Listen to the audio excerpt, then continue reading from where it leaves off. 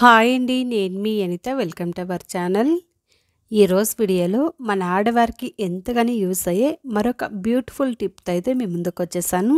వీడియోని ఎక్కడ స్కిప్ చేయకుండా చివరి దాకా చూడండి. ఈ వీడియోలో టిప్స్ కనుక మీకు నచ్చినట్టయితే ఒక చిన్న లైక్ చేయండి ఫ్రెండ్స్. ఫస్ట్గా వచ్చేసి చింతపండు పొడిని ఎలా తయారు చేసుకోవాలి అనేది అయితే చూసేద్దాం. 200 గ్రాముల వరకు చింతపండు అయితే తీసుకున్నాను. ఇప్పుడైతే స్టవ్ ఆన్ చేసుకొని ఒక ప్యాన్ పెట్టుకొని మనం తీసుకున్న ఈ చింతపండుని ఈ ప్యాన్లోకి అయితే వేసేసుకొని స్టవ్ని మీడియం ఫ్లేమ్లో అడ్జస్ట్ చేసుకొని ఈ చింతపండు బాగా వేడయ్యేంత వరకు ఈ విధంగా కలుపుతూ వేయించుకోవాలి. ఈ విధంగా వేయించుకున్న తర్వాత స్టవ్ ఆఫ్ చేసేసి ఈ చింతపండుని అంతా కూడా ఒక ప్లేట్లోకి అయితే తీసేసుకొని పూర్తిగా చల్లారనివ్వాలి. ఇప్పుడైతే ఒక మిక్సీ జార్ అయితే తీసుకొని అందులో కొద్దిగా చింతపండుని వేసుకుంటూ ఈ విధంగా పౌడర్లా వచ్చేలా గ్రైండ్ చేసుకోవాలి.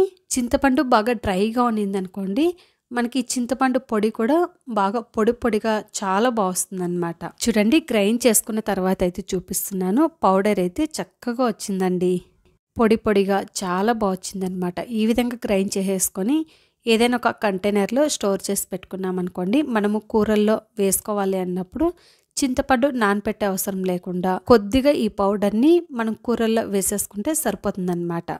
చూడండి, నేనైతే ఈ విధంగా గాజు సీసాలు అయితే స్టోర్ చేసి పెట్టుకున్నాను. నెక్స్ట్ టిప్ వచ్చేసి మనం దోశలు వేసుకున్న తర్వాత కొద్దిగా పిండి అయితే మిగిలిపోతూ ఉంటుంది కదండి. ఇలా కొద్దిగా మిగిలిపోయి అది పులిసిపోయి ఆ పుల్లగా అయిపోతూ ఉంటుంది కదండి. అది మనం వేస్ట్ అనేసి పడేస్తూ ఉంటాం అనమాట. అలా కాకుండా ఈ విధంగా ఒకసారి ట్రై చేయండి. ఇప్పుడైతే ఇందులో 2-3 గ్లాసుల వరకు వాటర్ అయితే వేసేసుకొని ఈ విధంగా నీట్గా గిన్నెకున్న పిండిని కూడా నీట్గా ఈ విధంగా దులుపుకొని ఈ నీళ్ళని మనము మొక్కలకు వేసుకున్నాం అనుకోండి, మొక్కలు అయితే చాలా హెల్తీగా పెరుగుతాయి.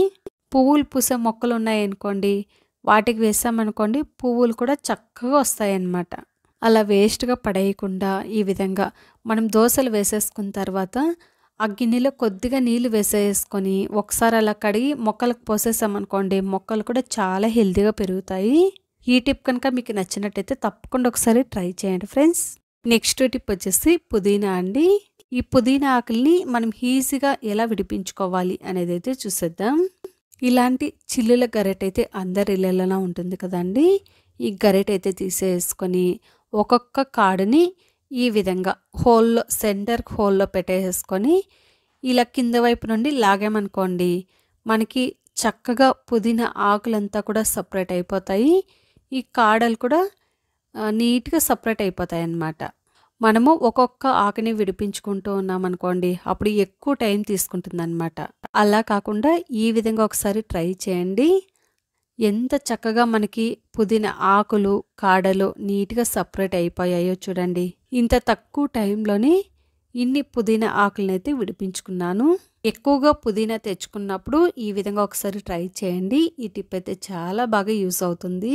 నెక్స్ట్ టిప్ వచ్చేసి చూడండి, ఈ విధంగా కొద్దిగా కలకండని అయితే తీసేసుకొని, కలకండ అంటే మనకి పెద్ద సైజులో గట్టిగా రాయిలాగా వస్తుంది అనమాట. అదైతే తీసుకోవాలి. తీసేసుకొని ఈ విధంగా చిన్న ముక్కలుగా చేసుకోవాలి. ఇప్పుడైతే వేస్ట్ ఏవైనా పేపర్స్ ఉంటాయి కదండి, న్యూస్ పేపర్ కానివ్వండి, లేదు అంటే పిల్లలవి నోట్బుక్స్ ఏవైనా, ఆ పేపర్స్ అయితే 4 పేపర్స్ అయితే తీసేసుకొని ఒక్కొక్క పేపర్కి ఒక్కొక్కటి ఈ విధంగా పెట్టేసుకొని ఫోల్డ్ చేసుకొని ఏదైనా ఒక రబ్బర్ బ్యాండ్ వేసేసుకున్నాం అనుకోండి, మనకి చిన్న పొట్లంలాగా రెడీ అయిపోతుంది. తర్వాత ఈ విధంగా హోల్స్ పెట్టుకోవాలన్నమాట. ఇదే విధంగా మీకు ఎన్ని పొట్లాలు కావాలంటే అన్ని పొట్లాలని రెడీ చేసేసుకొని మనం బియ్యం స్టోర్ చేసుకుంటూ ఉంటాం కదండి, ఆ బాక్స్లో అడుగు బాగాన ఈ విధంగా పొట్లాలని వేసేసుకొని అక్కడొకటి వేసేసుకొని పెట్టుకున్నాం అనుకోండి, మనకి ఈ బియ్యం ఎన్ని రోజులు స్టోర్ ఉన్నా కూడా అస్సలు పురుగు అనేది పట్టదండి. నేనైతే ఇక్కడ 5 నుంచి 6 బాదాంలు, 2 స్పూన్ల దాకా సాసవులు అయితే తీసుకున్నాను. ఫస్ట్గా వచ్చేసి స్టవ్ ఆన్ చేసుకొని ఒక ప్యాన్ పెట్టుకొని అందులో మనం తీసుకున్న బాదాంలు అయితే వేసేసుకొని ఈ బాదాంలు బాగా బ్లాక్ కలర్లో వచ్చేటట్టు వేయించుకోవాలి. చూడండి, ఈ విధంగా బ్లాక్గా వచ్చేటట్టు వేయించుకున్న తర్వాత ఇందులోనే సాసవులు కూడా వేసేసుకొని వీటిని కూడా బ్లాక్ కలర్ వచ్చేంత వరకు వేయించుకోవాలన్నమాట. నార్మల్గా ఇప్పుడు చిన్నపిల్లల నుండి పెద్దవాళ్ళ వరకు వైట్ హెయిర్ అనేది వచ్చేసి చాలా వరకు చాలా ఇబ్బంది పడుతూ ఉన్నారు కదండి. అలాంటి వాళ్ళకి ఇదొక మంచి టిప్ అని చెప్పచ్చు. చూడండి, ఈ విధంగా సాసవులు ఈ కలర్ వస్తే సరిపోతుందండి. సాసోలో నుండి ఆయిల్ రిలీజ్ అయ్యి ఈ విధంగా పొగలు వచ్చేటప్పుడు మనం స్టవ్ ఆఫ్ చేసేసి ఈ రెండింటిని ఒక ప్లేట్లోకి అయితే వేసేసుకొని పూర్తిగా చల్లారనివ్వాలి. ఈ విధంగా పూర్తిగా చల్లారిన తర్వాత నేనైతే చిన్నపాటి ఒక రోల్ అయితే తీసుకున్నానండి. అందులో వేసేసుకొని మనం బాగా మెత్తటి పౌడర్లో వచ్చేటట్టు ఈ విధంగా నూరుకోవాలన్నమాట. ఈ విధంగా రోట్లో అయినా కూడా మనం పౌడర్లా చేసుకోవచ్చు. లేదు అంటే చిన్న జారు ఉంటుంది కదండి, మిక్సీ జారు, అందులో వేసేసుకొని అయినా కూడా చక్కగా పౌడర్ చేసుకోవచ్చు. బాగా మనకి మెత్తటి పౌడర్లా రావాలండి. చూడండి, నేనైతే నూరుకున్న తర్వాత అయితే చూపిస్తున్నాను. మనకి బాదాంలో కూడా ఆయిల్ అయితే ఉంటుంది కదండి, ఆయిల్ కూడా రిలీజ్ అయ్యి మనకి చక్కగా మెత్తటి పౌడర్లా వచ్చిందనమాట. ఇప్పుడైతే ఈ పౌడర్ అంతా ఒక బౌల్లోకి అయితే తీసేసుకొని మనం ఈ విధంగా పౌడర్ లాగైనా టచప్ చేసుకోవచ్చు. లేదు అంటే మనము ఇందులో కొద్దిగా కోకోనట్ ఆయిల్ మిక్స్ చేసుకొని స్నానం చేసే ముందు మనం తలకు అప్లై చేసుకొని తర్వాత స్నానం చేసామనుకోండి, మన హెయిర్ అయితే మంచిగా బ్లాక్ కలర్లో వస్తుందన్నమాట. చూడండి, ఈ విధంగా కొద్ది కొద్దిగా కొబ్బరి నూనె వేసుకుంటూ మరి అంత పల్చగా కాకుండా కొంచెం థిక్గా ఉండేటట్టు మిక్స్ చేసుకోవాలి.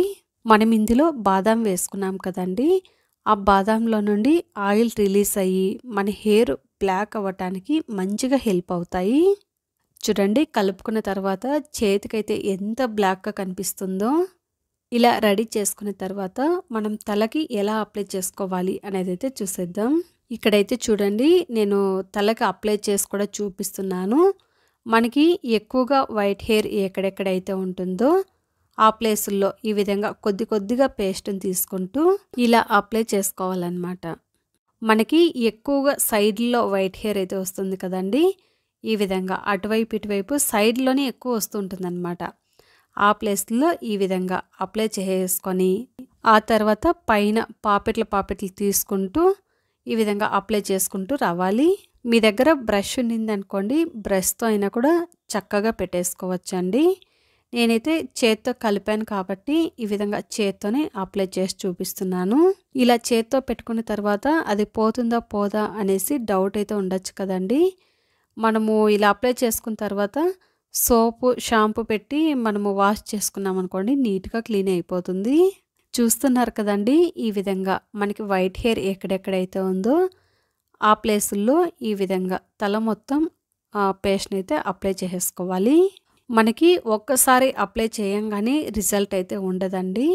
మనము వారానికి ఒక్కసారి 2 సార్లు అలా అప్లై చేస్తూ వచ్చామనుకోండి, అప్పుడు మనకి మంచి రిజల్ట్ అయితే ఉంటుంది. ఇలా అప్లై చేసుకున్న తర్వాత ఫుల్ డ్రై అవ్వాలన్నమాట. ఒక ½ అన్ అవర్ ఉంచుకుంటే సరిపోతుందండి. ఆ తర్వాత తలస్నానం చేసుకుంటే సరిపోతుంది. ఈ విధంగా తప్పకుండా ఒకసారి ట్రై చేసి చూడండి ఫ్రెండ్స్. వారానికి ఒకసారి ఈ విధంగా 2-3 సార్లు అప్లై చేస్తూ వచ్చామనుకోండి, అప్పుడు మనకి మంచి రిజల్ట్ అయితే ఉంటుంది. మనం బయట నుండి కొనేటివి కెమికల్స్ ఉంటాయి కాబట్టి అలా కాకుండా ఈ విధంగా ఇంట్లోనే న్యాచురల్గా హెయిర్ కలర్ని ఒకసారి ట్రై చేసి చూడండి. మనకి ఎటువంటి సైడ్ ఎఫెక్ట్ లేకుండా చాలా బాగా పనిచేస్తుంది. ఈ విధంగా తప్పకుండా ఒకసారి ట్రై చేయండి friends.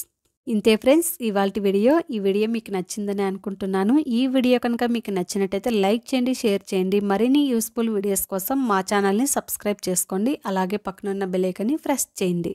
Thank you for watching. Bye అండి.